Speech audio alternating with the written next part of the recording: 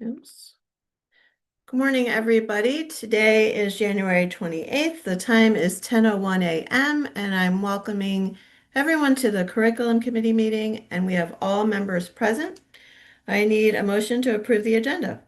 So move. Second. All in favor? Aye. Okay, 4-0. Thank you. I need a motion to approve the meeting minutes from November 19th. So moved. Second. All in favor? Aye. Okay, 4-0. Thank you. We have action items, sole source purchase switch vehicles. Is that you, Dr. Rogers? Yes, ma'am. Good Okay. morning. Good morning, everyone. Thank you for being here today. Our first action item is the approval of a sole source for 4 battery kits from Switch Vehicles for our automotive program at Forest Hills High School. So you received that memo. We do have Brian Davis here, our Director of Career Readiness, if you happen to have any questions. Does anyone have any questions? Ma'am. Anything we need to know, Mr. Davis? No, what these kits really are opportunities for them to have more hands-on opportunities to work with the batteries versus just having to tear down and rebuild the battery pack in the car itself. So it's just going to allow more opportunities for those students to have those hands-on opportunities working on those batteries. Thank you, sir. That's it for me, Madam Chair. Okay, if there's no other questions, I need a motion to send this to the full board for approval. So move. Second. All in favor? Aye. Okay, 4-0. Thank you. We have Major Clarity. Dr. Yeah. Rogers? Yes, ma'am. So we've got college and career readiness here to seek approval for a platform called Major Clarity to serve as we try to integrate college and career tools for students in 6th through 12th grade. So we do have Dr. Charlotte Hancock and Brian Davis. Dr. Hancock is our Director of College Readiness. So Mr. Davis, I'll kick it to you just to provide a little bit of information about this platform, and then Dr. Hancock to you. All right. Good morning, board members, and thank you for giving us just a few minutes to talk about this. And we are excited to be able to share this with you. We are have went through a very robust process to have go through a selection of a unified college and career platform. We feel like that was very important going into this, having one platform that did both college and career for our students and parents. Our process included principals, CDCs, and school counselors, and their feedback was all very important as we went through the process. And we came down and made the decision and the recommendation that Major Clarity would be the best product for us to be able to meet both college and career going forward for the next 3 years. So we are excited about that. I know you have the information in hand about the cost of that, and we are here to entertain any questions. I would like to turn it over to Dr. Hancock if she has any additional information. Thank you, Mr. Davis. Just wanted to reiterate, we are excited about the possibility of streamlining the college and career planning into one platform. And we feel confident that this will meet the needs of the students on both sides of it. Does anyone have any questions? The benefit? I would say that's a good question, Reverend Benson. And one of the things that I would say about that is that with a unified platform, there's going to be one place for parents to go and do research on careers, and then be also able to research college post-secondary opportunities. And it allows for alignment of those. It also will allow for school counselors and CDCs to have that one unified platform to be able to use those career plans to guide them into post-secondary options much more efficiently than we've had in the past. Was part of the strategy with this to show that we value the desires of the students and where they want, and not trying to push them either way, but presenting this material to allow them to have freedom of choice and to know that what they choose is a true value to them? Was that part of the consideration? Yes, sir. That is one of the things that's really important is helping those students get on the right career path and get into those classes in high school that will transition them into a university that's going to build on what we offer in Union County Public Schools, or whether it be the community college, technical school, or go right to work. So, we're looking at all those options, and we feel like this is really going to help us do that more effectively. Yes, and I would add, Reverend Benson, that, it's not college or career. It's college and career, and then what's the trajectory with building in credentialing, 2-year, 4-year experiences, and the career components along the way with it. So it's the integration of it and not thinking about career in one bucket and college in another. Well, and we're using this now in middle school for the career plan requirement that the state has put into effect. So they're already familiar, and I mean, it's always better to start early in having them think about what they want to do, I guess. And Yeah. they constantly do checkbacks to see if they're still wanting to do what they, because obviously you could change your mind and want to do something completely different, 2 years later, but it's just a way to keep up with it. And also, I mean, it is a cost savings as well, so that's always nice. Agreed. And Dr. Rogers, I appreciate that nuance of clarity.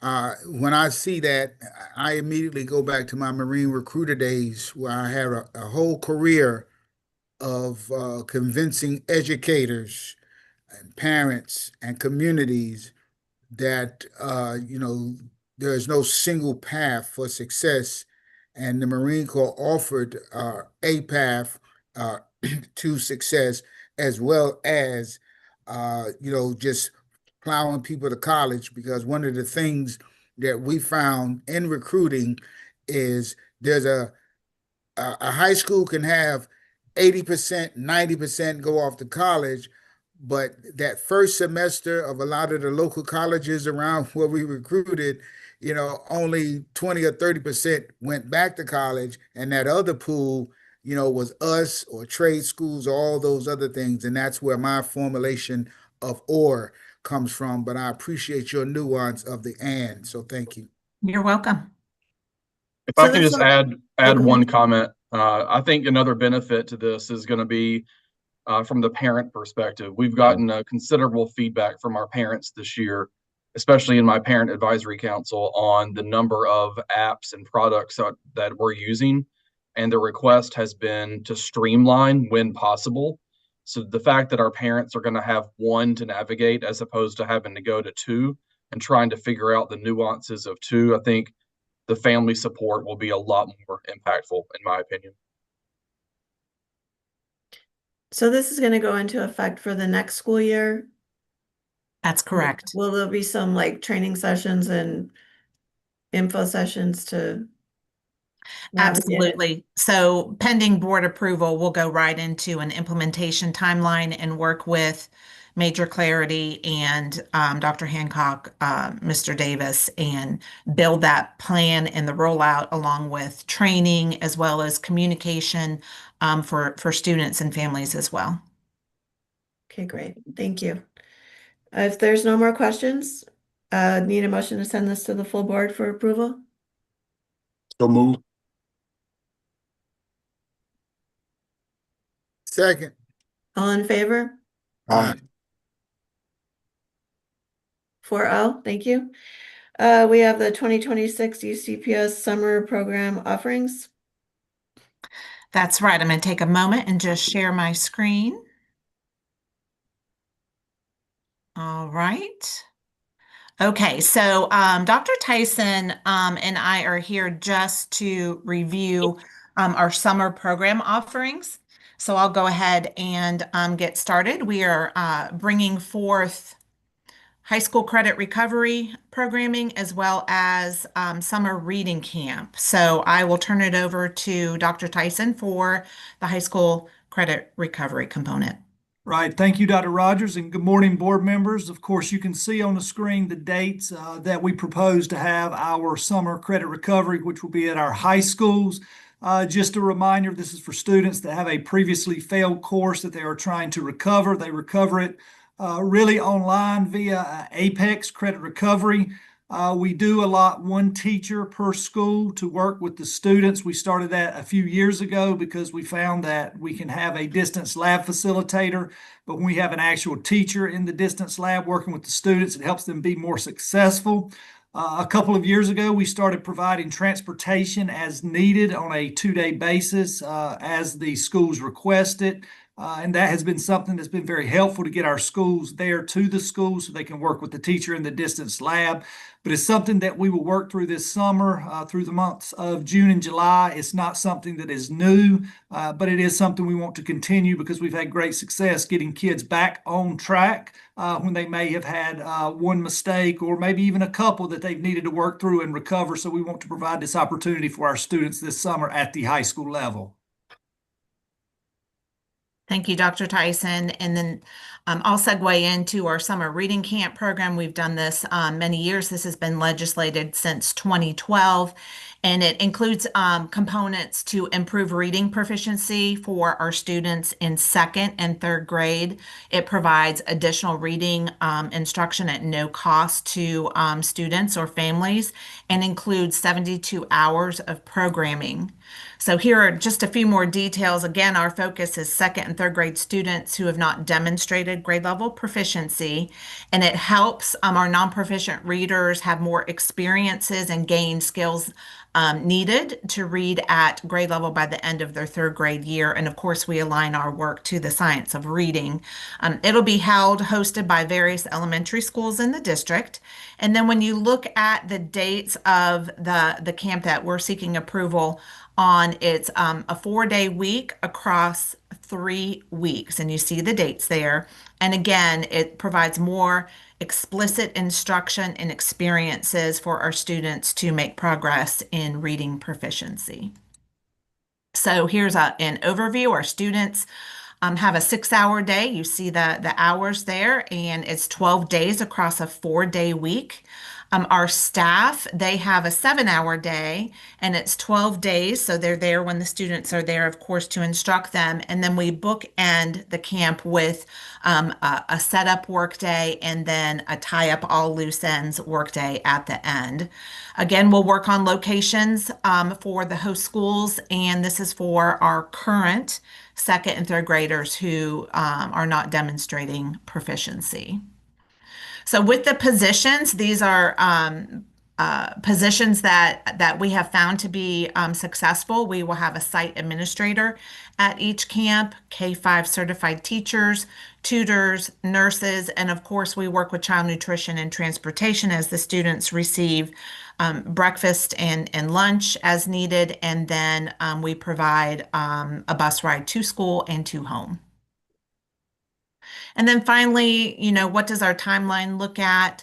So we will have our site administrators contact the host principals in March. Then we open up as well the application and hiring process in February. Teachers can apply in February. Our goal, and we've been able to accomplish this, is to have all hiring completed prior to spring break. As we know, the end of the year gets to be very busy. Our site administrators participate in weekly leadership training as we lead into the camp, and that begins in March, and they are set up and equipped for success to lead the reading camp. And as far as our family communication, we will begin to send those invitation letters in April. The site administrators will create the class rosters in May and June. And then the site administrators do that direct communication with our families in May and June as well. And this includes an open house at the host schools.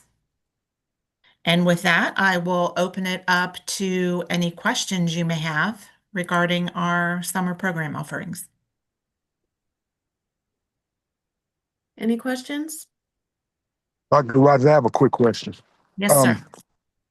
Program, when students are identified and they enroll in the program, is there like an orientation for the parents so that they can support the work that you guys are doing with the students during the day? Yes, sir. So part of the communication that the site administrator facilitates is, what to expect during the camp, how parents can support at home, and then that site administrator hosts an open house for parents at the host school. So that's where parents come in and they meet the site administrator. They learn about programming throughout the camp, and it has been very successful. When the invitation letters are sent in April. Yes, ma'am. Thank Oh, sorry. When the invitations are sent in April, when will they find out what school they'll be attending? How do they find that out? The site administrator will communicate that. So the way that process works, the site administrator reaches out to the host school and collaborates with that principal and any other elementary schools that will attend that host school. And that is all facilitated by the site administrators. And then we do all that training in those weekly meetings so that everybody is equipped to do that work. And so between the principal and the site administrator, communication does go home about where students will attend the camp. So the parents find out not in the invitation, they find out later Correct. from the site administrator. Yes, ma'am. It does take us some time to coordinate construction calendars and things going on during the summer. So it does take us some time to identify those host schools. Okay, thank you. You're welcome. Any other questions? I'm good, Madam Chair. Very, very great presentation. Thank you, Drs. Tyson and Drs. Rogers. Okay, I just need a motion to send this to the full board for approval, please. So you. move. Second. All in favor? Aye. Okay, 4-0, thank you. Our next meeting date is February 25th at 10 a.m. via Zoom, and I need a motion to adjourn. So move. Second. All in favor? Aye. Okay, 4-0. Thanks, everybody. Thank you. Have a good day. Have a good Have a day, good you all. everybody.